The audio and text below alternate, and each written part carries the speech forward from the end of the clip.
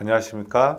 알파서울안과 김국혜 원장입니다. 백내장 수술 전에 수술 비용이 병원마다 왜 차이가 나는지 궁금해 하시는 분들이 계신데요. 건강보험심사평가원의 자료를 보면 똑같은 백내장 수술인데도 어떤 곳은 100만 원인데 어떤 곳은 1000만 원 가까운 비용을 청구하기도 한다고 하네요. 환자 입장에서는 비싼 곳은 바가지를 씌우는 게 아닐까 걱정하실 수밖에 없는 거죠. 백내장 수술 가격에 대한 궁금증을 풀어드리도록 하겠습니다.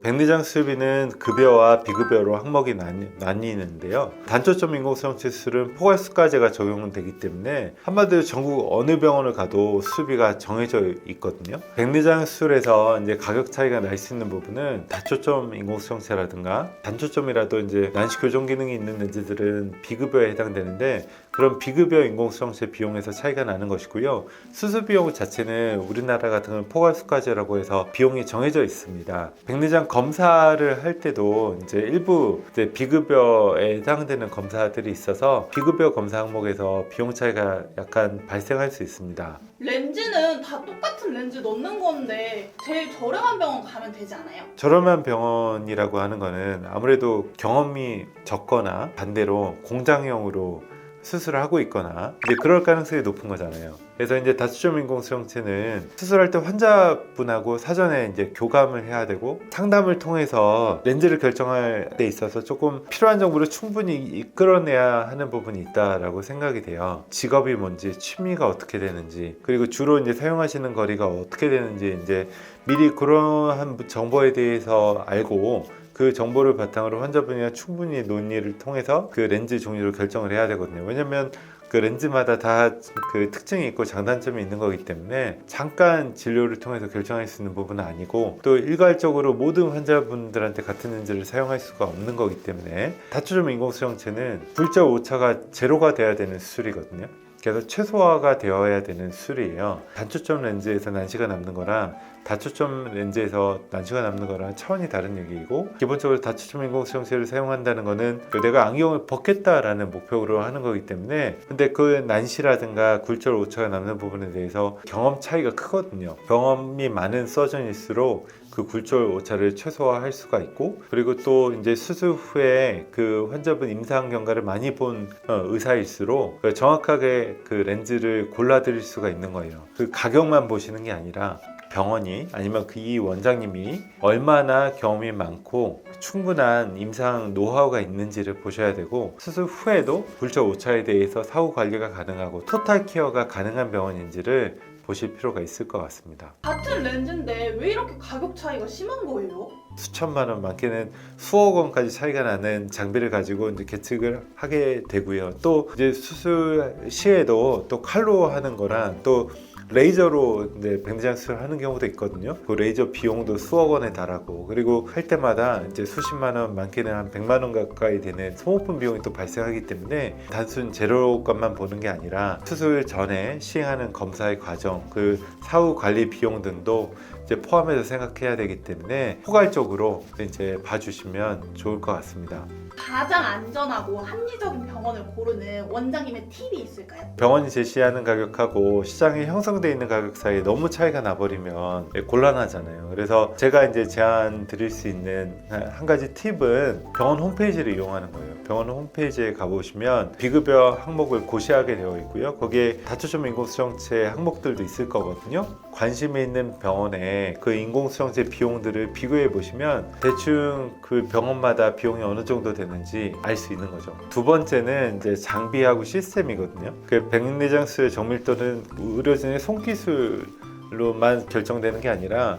그걸 뒷받침하는 장비의 수준이 이제 좋아야 되는 거예요. 그래서 기기가 단순히 이제 많아서 좋은 게 아니라 어떤 단계에서 어떤 역할을 하는 장비가 있는지가 되게 중요한 거고, 다초점 인공수정체 수술을 할 때는 신경에 이상이 있으면 이게 시력이 영향을 많이 받거든요. 단초점이랑은 다르게 뭐 황반변성이든 녹내장이든 조그만 신경에 이상이 있어도 시력에 영향을 많이 받기 때문에 이런 걸 사전에 정확하게 잡아내는 게 되게 중요하고, 이런 과정에서 필요한 장비가 뭐 그 OCT라든가 안구의 단치 촬영을 통해서 미세한 이상까지 다 잡아내는 거고, 광각 안저 촬영 등을 통해서 신경 전체적으로 뭐 조그만 문제라도 잡아낼 수 있는 건데 이러한 장비들이 꼭 필요하겠고요. 그리고 수술 전에 이제 정밀 검진을 잘 마쳤다면 그 다음에는 정확한 계측을 통해서 인공수정체의 도수를 정확하게 이제 측정을 해야 되고 그 다음에는 인공수정체를 어떤 방향에 넣을지 중심축을 어디에 잡고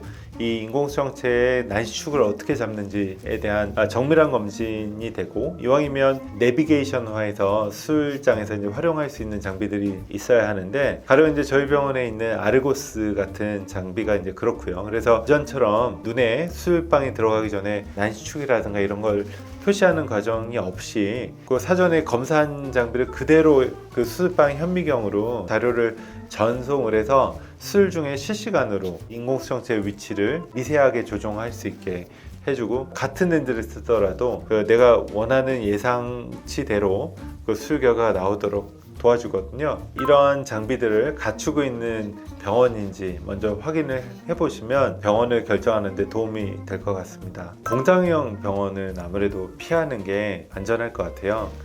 저는 이제 소문으로 들은 거지만 그래서 상담은 상담실장이 하고 검사 상담은 또 이제 그 다른 의사가 하고 수술은 또 다른 의사가 하고 이런 식으로 운영되는 병원들도 있다고 들었거든요. 다시점 인공수정체 같은 경우에는 워낙 그 렌즈 종류가 다양하고 그 렌즈마다 특성이 다 다르기 때문에 수술 후에 그 경과나 사후 관리를 다 해본 많은 경험이 쌓여있는 의사하고 상담을 나누는 게 좋겠고 수술 후에도 그 상담했던 선생님하고 그 경과를 지켜보시는 게 더 바람직하다고 생각이 됩니다. 과잉 진료를 하는 병원은 거르시는 게 좋을 것 같아요. 환자분의 라이프 스타일이나 눈 상태에 맞춰서 최상의 렌즈를 이제 선택해 드릴 것 같은데 가장 비싼 렌즈만 권하는 병원들이 있는 것 같아요. 그래서 그 다초점 렌즈의 장점만 이야기하는 것보다 야간 빛번짐이나 대비감도 저하 같은 부작용을 충분히 얘기하고 이 인공수정체의 초점거리라든가 이 특징에 대해서 자세하게 설명해 주는 병원으로 가는 게 좋을 것 같고요.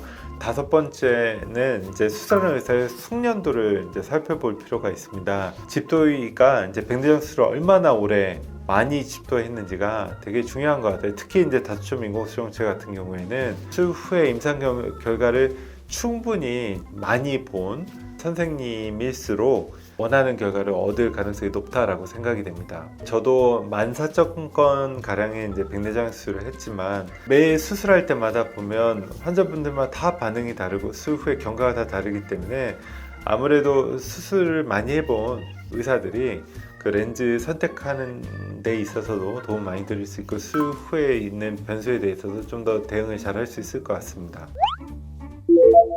백내장 수술 비용이 왜 이렇게 병원마다 차이가 있는지 알아봤는데요. 병원을 선택하는데 도움이 되셨으면 좋겠고 다음에 더 좋은 컨텐츠로 찾아뵙도록 하겠습니다. 감사합니다.